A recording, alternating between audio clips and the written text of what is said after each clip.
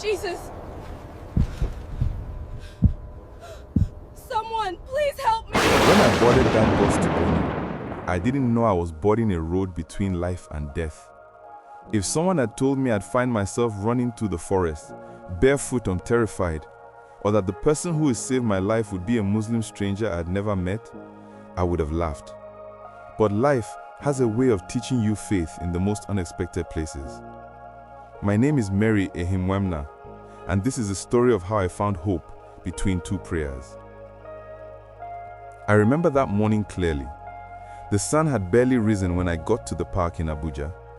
My khaki NYSC uniform felt too big, but my spirit was high. My mother cried at the gate. She said, "Mary, you sure say you go dey fine for Borno?" And I smiled. "Mama, God go protect me." The bus was full of other corps members, all of us joking, laughing, snapping selfies. There was a man selling suya by the roadside. I bought some, not knowing it would be my last meal for 2 days. By afternoon, the sky turned red with dust. The road stretched endlessly, dry, empty, silent. Then the driver slowed down. Someone asked, "What happened?" I looked up, and I saw them. Men on bikes, faces covered, guns shining in the sun. Before anyone could scream, shots rang out. Everything after that became noise, shouting, crying, running. Someone pulled me down. The bus tilted, and I remember the taste of sand and blood. When I woke up, I was tied with ropes among strangers. We were in the middle of a forest.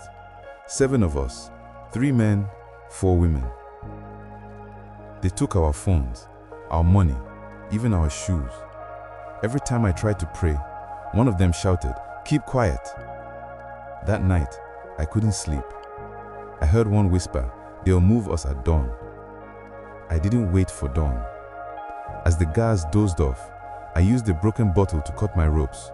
My hands bled, but fear is stronger than pain. I ran into the darkness, through bushes, thorns tearing my uniform, feet bleeding, heart pounding. Hours later, I collapsed near a stream, too tired to cry. All I could whisper was, "God, please, if you are real, don't let me die here." That's when I heard it. Footsteps. I froze. My heart stopped. Then a calm, deep voice said, "You're not safe here." I looked up and saw a man, not in uniform, not armed, just a dusty face, tired eyes, and a motorbike parked beside him. I crawled back. "Please, please don't hurt me." He raised his hand slowly. "I won't. I'm Yusuf. I'm just passing. Are you from the bus?"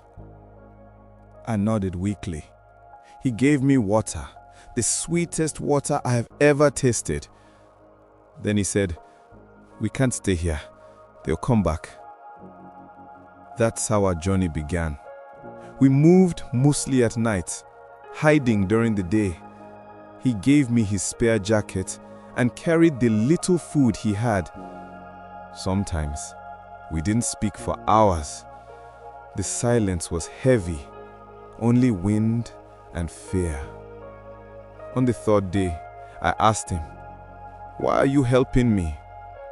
He didn't look at me. "Because my mother taught me, if you see someone lost, you show them the way home." That night, we stopped near a broken hut.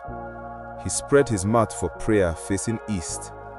I sat near the door and whispered my own prayer.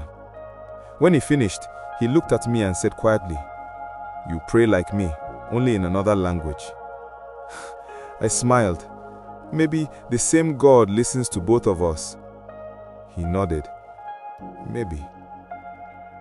On the 4th day, we saw a military patrol approaching. Relief washed over me. I ran out waving, shouting, "Help, please!" But the soldiers aimed their guns at Yusuf. One yelled, "Drop your weapon! Kidnapper!" I screamed, "No! He's helping me!" Before I could explain, Yusuf grabbed my hand and pulled me into the bush. Bullets cut through the leaves. We ran until my lungs burned. He was bleeding from his arm. When we finally stopped, He fell to the ground. I tore my NYSC scarf and wrapped his wound, shaking. He smiled weakly. "You see, helping you nearly got me killed." I laughed through my tears. "Then don't die. I still need you to show me the way home."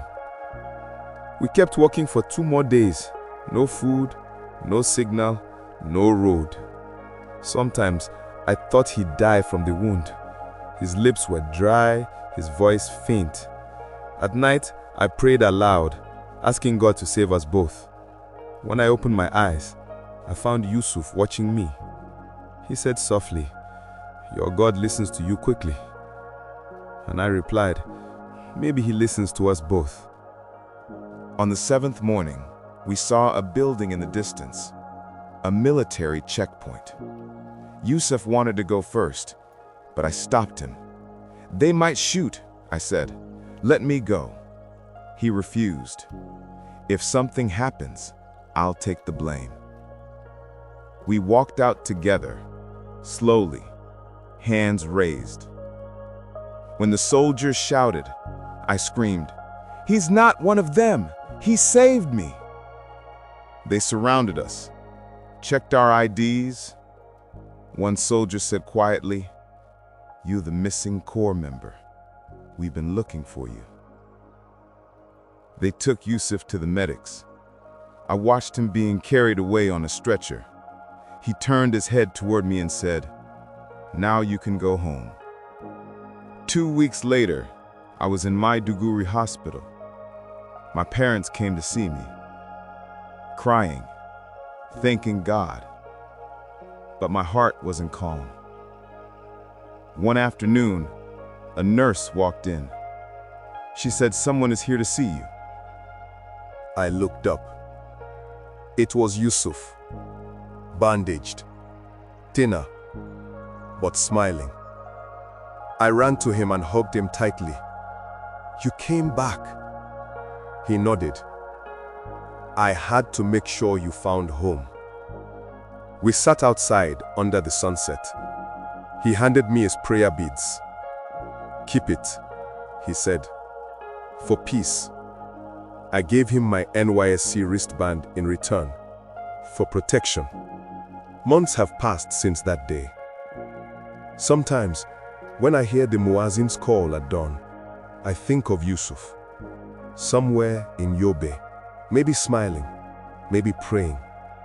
And I whisper my own prayer too, because I've learnt, sometimes angels don't have wings. Sometimes they carry prayer mats and ride old motorbikes through dusty roads. And sometimes God answers 2 different prayers with 1 act of kindness. Every story hides a lesson. What did you learn from this one? Share your thoughts in the comments. And don't forget to like, follow, and stay tuned for the next story.